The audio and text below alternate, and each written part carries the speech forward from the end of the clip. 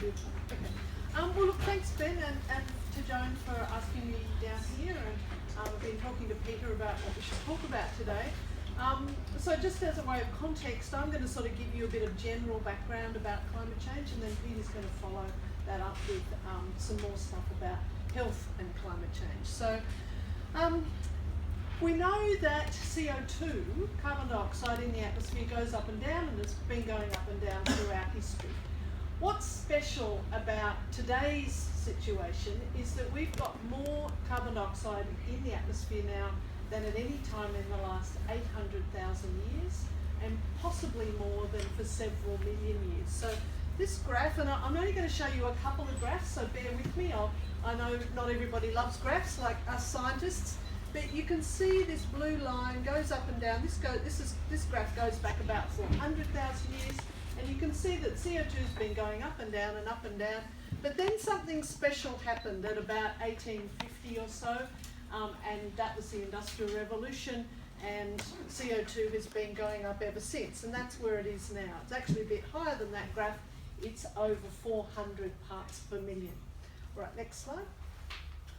And as a result of that, only a couple more graphs, the climate, and we understand the physical basis for this very well, the climate has been changing. Now that black line on this graph, so this graph goes back to 1880, the black line is that CO2 concentration there going up to 400 parts per million. And then all the blue and red lines, each one of those is a year. It's the difference between the average temperature over that whole time and the temperature in that year. And all the blue lines are those years that were below average temperature, and all the red lines are the years that are above average. And so you can see from this graph that up until about 1940 or so, everything was cooler than average. Then there's a few decades up until about 1980 where there was some above average years and some below average. But from 1980, every single year has been warmer than the average of the period. Next. And in fact, go back one, please. 14 of the 15 hottest years ever have been this century. Next. All right, so let's just let this little graphic run through, and it's a circular way of looking at what's been, how the temperature has been changing per year.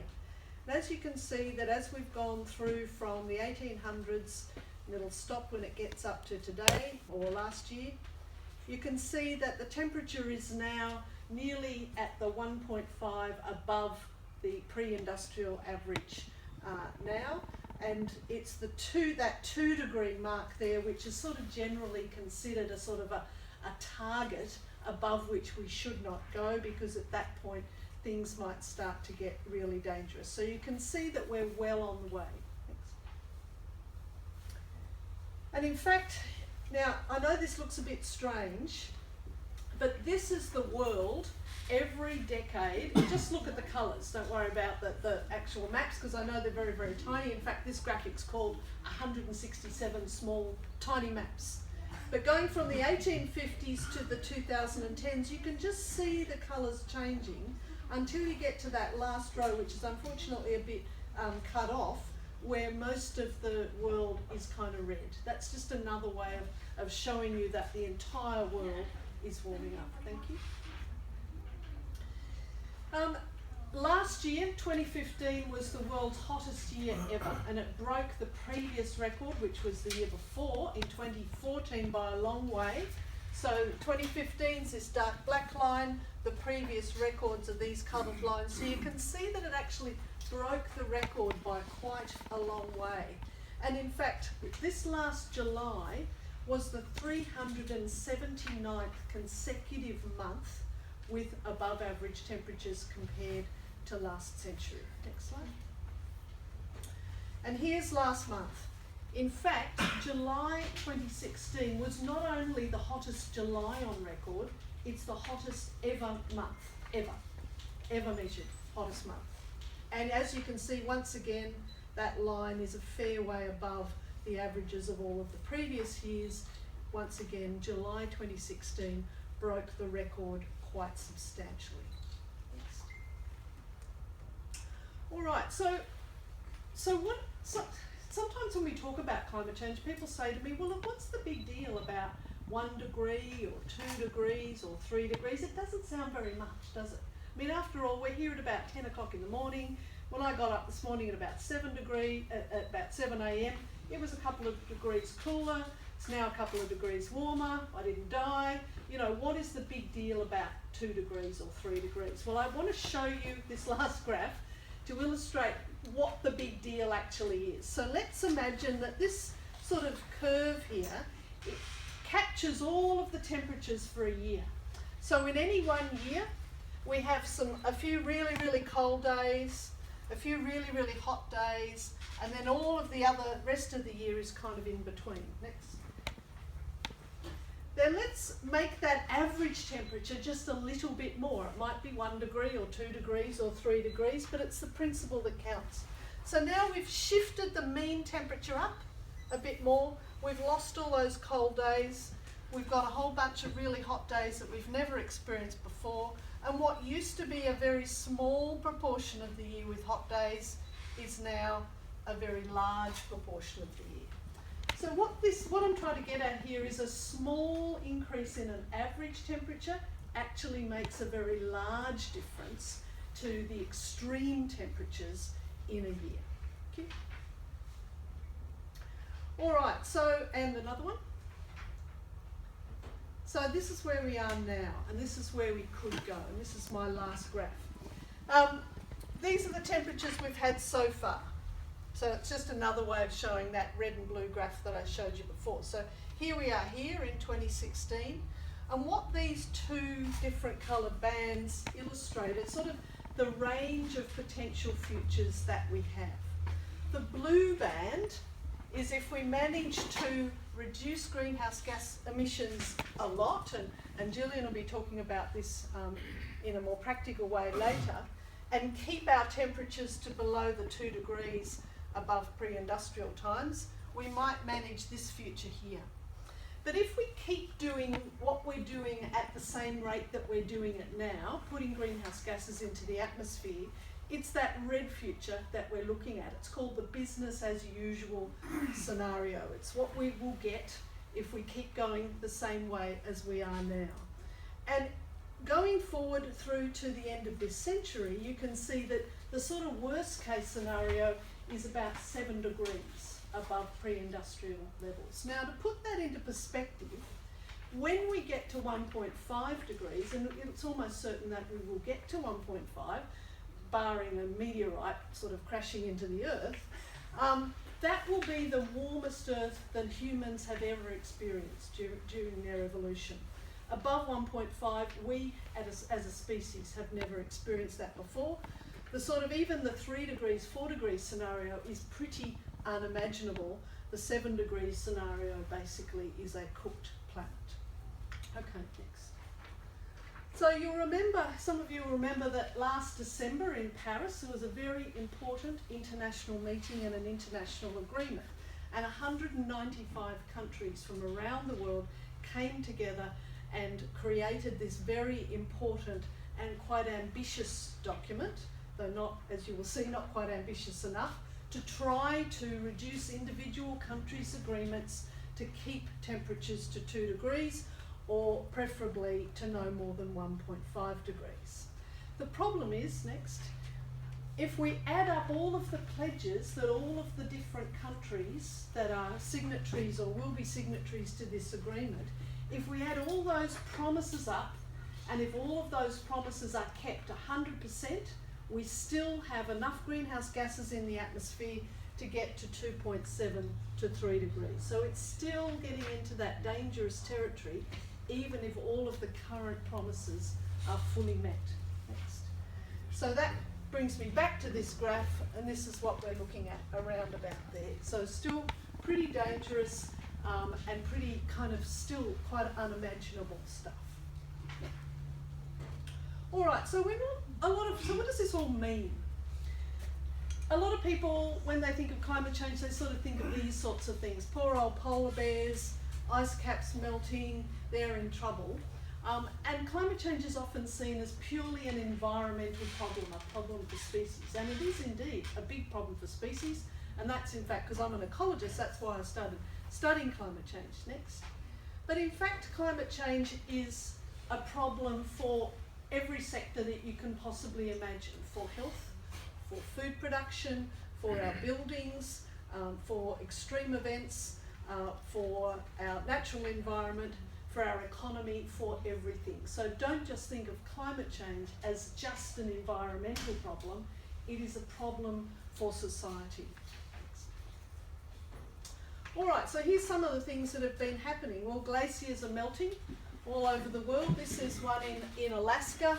This is 60 years apart, 2004, 60 years previously. You can see the glacier's gone back up. And I could have shown you any picture of virtually any glacier around the world with the same pattern.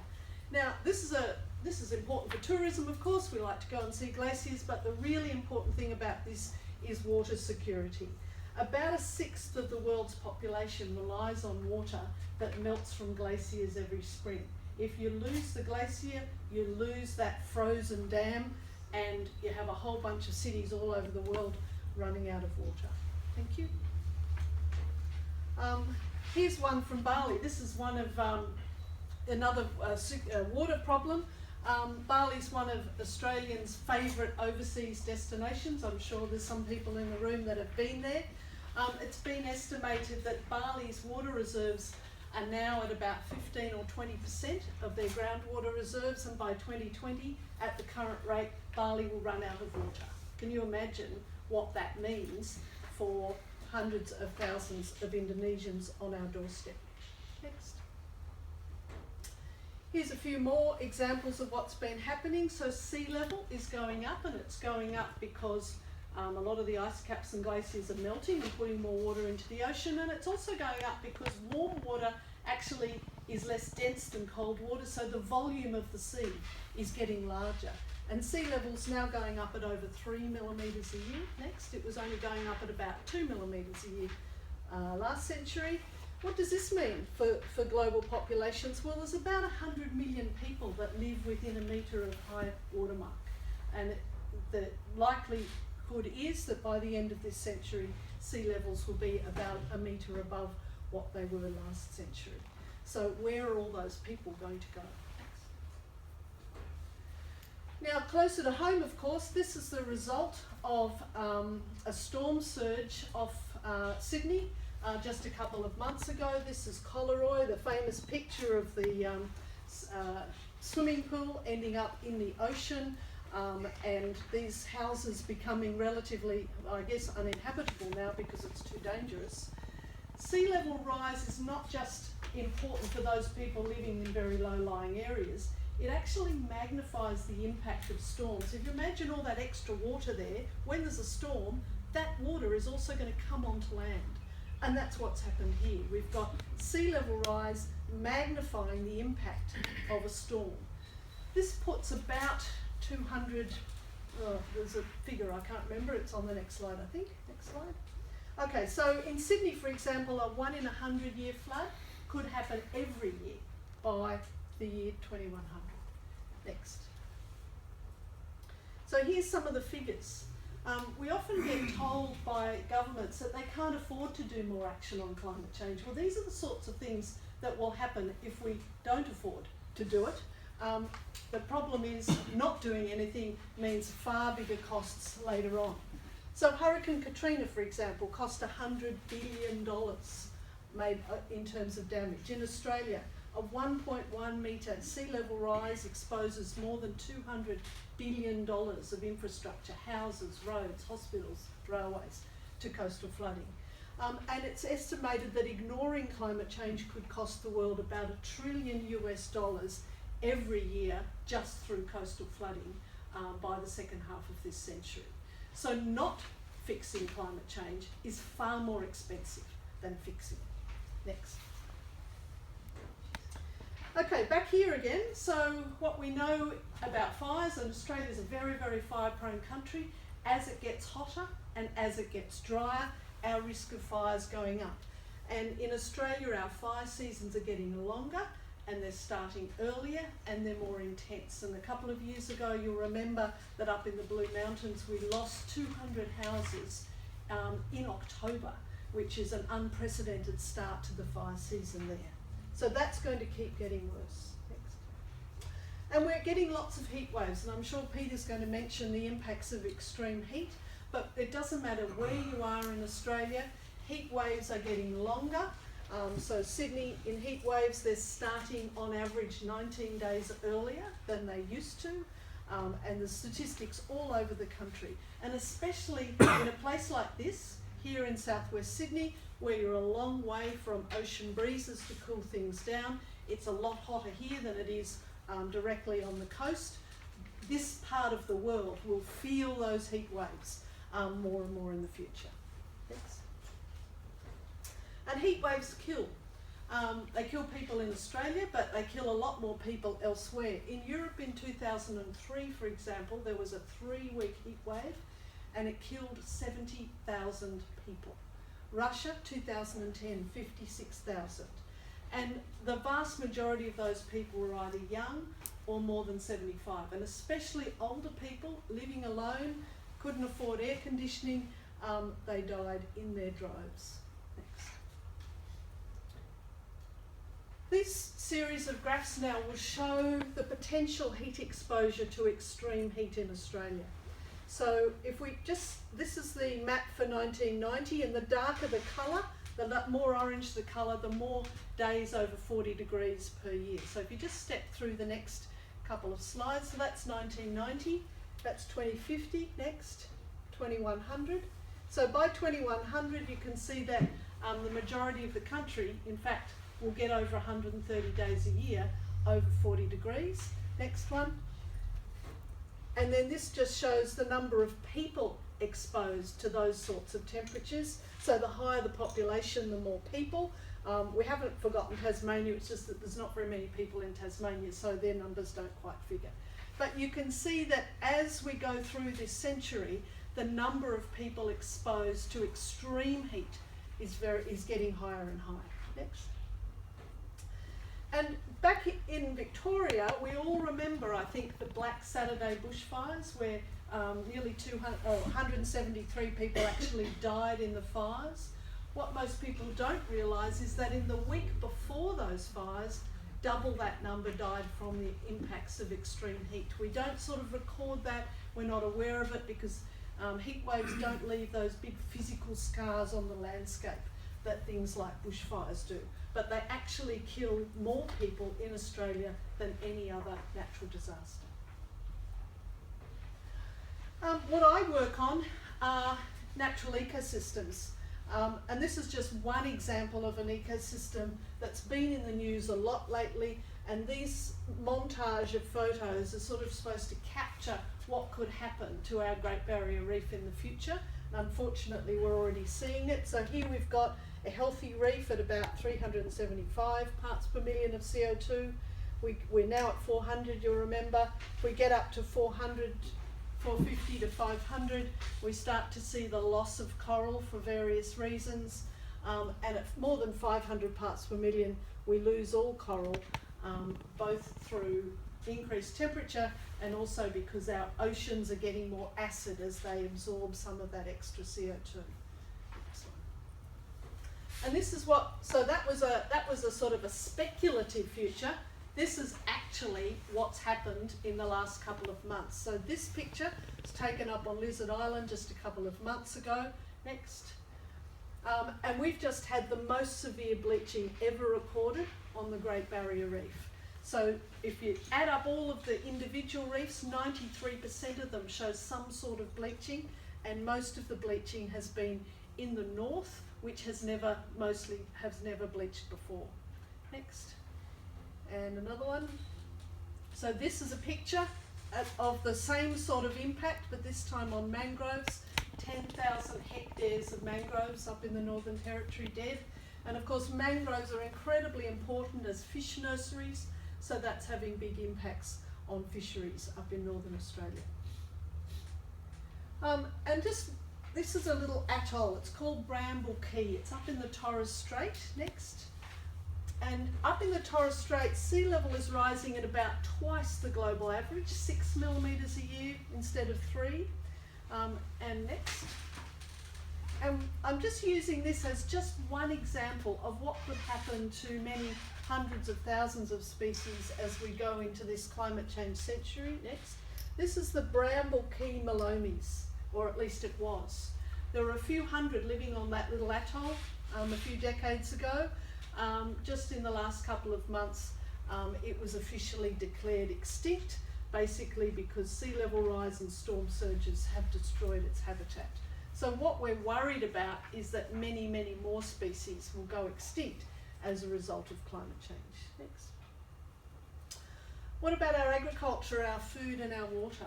I've mentioned water already, but let me just give you one example of how those things are connected and how it will affect food prices for all of us in the future. So that green part of the Australian map there is the Murray-Darling Basin. I'm sure you've all heard of it. It's Australia's most important food bowl. Next.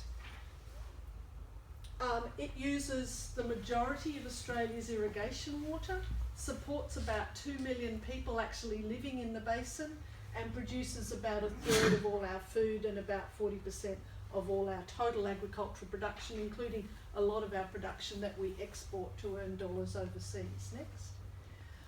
Most of the Murray-Darling Basin has been drying quite substantially. Next. And in the last drought, which was Australia's longest, hottest and driest drought, known as the Millennium Drought, for example, our rice production in the Murray-Darling declined by 99%, cotton by 86%, wheat by 12%.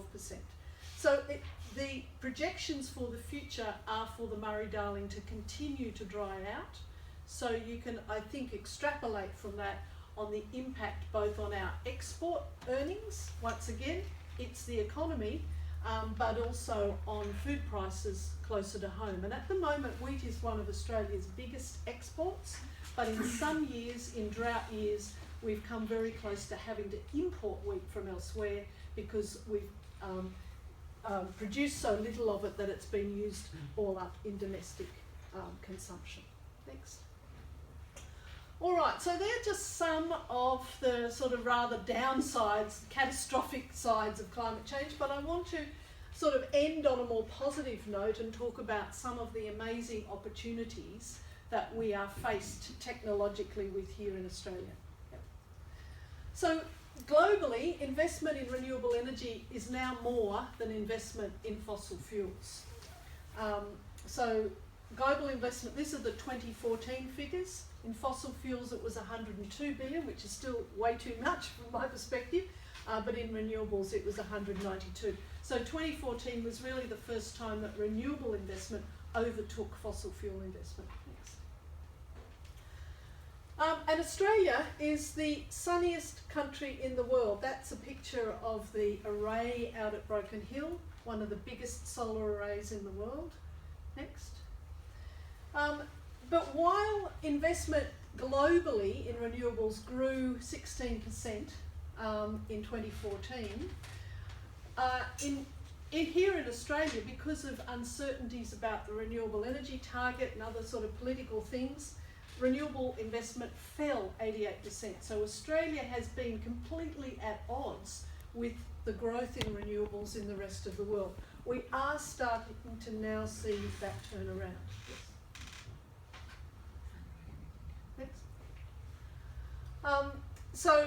And here's some indications that from some surveys done by the Australia Institute to show just how much Australians care about their future and about climate change.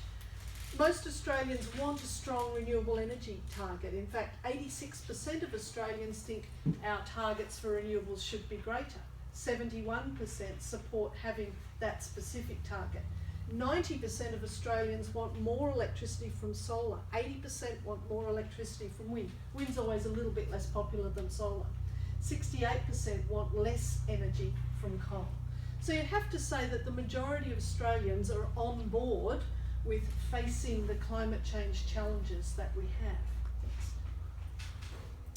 And in fact, some of the work done by the Climate Council indicates that when you model how many jobs are created with a 50% renewable energy target by 2030, that creates an additional 28,000 jobs in various states compared to 2014. So 41%, in fact, New South Wales benefits the most from this. Next. And all over the world, other countries are really getting on board. This is just some examples of some of the great news stories from around the world. Costa Rica is up to 99% renewable energy. China's leading in wind power, and of course they're also doing very well with solar. You know, India's got the first solar-powered airport. 95% of energy in Uruguay comes from renewables. Scotland has gotten out of coal completely, etc., etc., etc. So there's countries all around the world that are really jumping on the renewable bandwagon, and I think Australia at the moment still risks being left behind. Ban Ki-moon at the Paris Climate Summit said this: climate change is the defining issue of our time. Now certainly I agree with that, but many others do as well. Next. So this is what we've got to stop doing. We've got to get our heads out of the sand. We've got to face the fact that climate change is potentially catastrophic. It is extremely risky for everything, not just polar bears, but for everything. And we have to be very, very proactive about doing something about it. Next. So I just want to end, before handing over to Peter, with a bit of a sprint for the Climate Council, because it's often the case that people who get concerned about climate change really either want to do something but are not sure what to do, and want good information. So nearly 3 years ago now, Ben mentioned the Climate Commission that I used to be on. It was abolished on the second day of the Abbott government. We decided that we wanted to keep going, trying to talk to Australians about climate change. So we started this publicly funded organisation called the Climate Council. We raised more than $1 million in our crowdfunding appeal in the first week. And we now produce, if we have the last slide, we've now produced in the last 3 years more than 60 reports, lots of media items. We've got nearly 200,000 followers on Facebook. Our monthly Facebook reach is about 6 million people, etc., etc. Lots of Twitter followers. We do many, many things online. Just during the Paris meeting, we got 84,000 emails, all of which were answered, fortunately not by me. 84,000 visits to the website, 10,000 emails. So if you are interested in more information, just Google Climate Council or Facebook page, and all of the information there is shareable. There's lots of little videos. There's some fantastic little videos we've just put up on the Broken Hill solar array. Hopefully it will be useful and interesting. Thank you very much.